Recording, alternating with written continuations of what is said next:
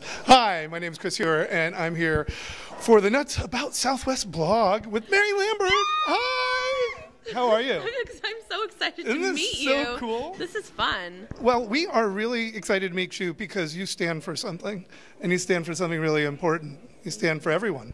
Thank you. And I was just curious, really, about this whole passion of yours and the life that you've gone through that's created this.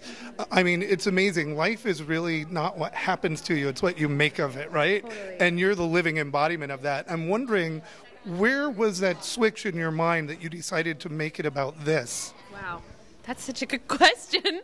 I think that I feel like there's a definitive point where you can repeat the cycle and you can go down a certain path, or you are given different opportunities in your life to flip things, and it doesn't mean that once you have changed your mindset it gets easier. You have to fight. You have to fight every day, and I still have a lot of things I have to fight, but in general, there was a switch, I think, that happened when I was about probably 19 or 20, and it was like it was actually, I think, a moment of valuing my self-worth. I think that is something that flipped in me. It was like, no, I'm worthy, and I'm allowed to live well. I'm allowed to take care of myself. I'm allowed to claim space. I'm allowed to feel beautiful. I'm allowed to speak up for my rights. Like all of these things that I've. And I also want to perpetuate that for other people. It's like, wow, you can really spread positivity through talking. Yeah. How cool is that? Like just conversations, but more than that, you're bringing your authentic self to it. You are you in this. Mm-hmm. And that comes through so well. I'm wondering, through social media and other things, other people you've connected to now as a result of your authentic self. And could you tell me like one moment that stands out of one fan whose life you really touched and how they shared authentically with you? All the time. It's a daily thing. And I feel really fortunate. I think that's what propels me, and that's why I do what I do. Sometimes it's easy to sort of lose sight of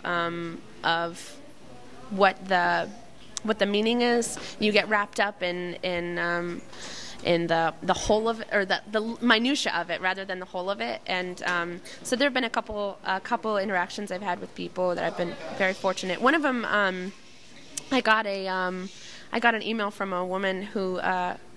She was a minister in her church, and she had been closeted for like 7 years. And she came to my show, and she was like, I was sort of debating whether or not I was going to really come out, because I know that when I come out, I'm going to have to leave the church. And she's like, I'm ready to do that. I'm ready to be ready to live honestly. I'm going to start crying if I think about it too much.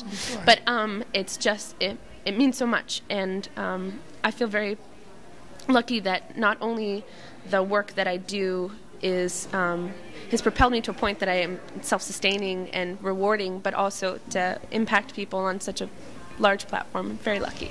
This is a safe place to cry, right? You do wonderful with that. Thank you so much. I'm going to change topics so we can go to something a little more lighthearted. I'm just wondering, what is the most essential travel item that you have to bring with you when you're on the road? I take a candle with me. It's really important to find like consistency. I'm clinically bipolar, and so for me like having this much change every single day in a new city. So I always bring a candle, and I light my candle in my hotel room, and I put classical music on, and I'll read a book before bed like an old woman. No, that's very calming and centering. So that's very good. I'm Chris Ewer, and I'm here with Mary Lambert, and so nice to meet you. Thank you so much. Thank you. Awesome.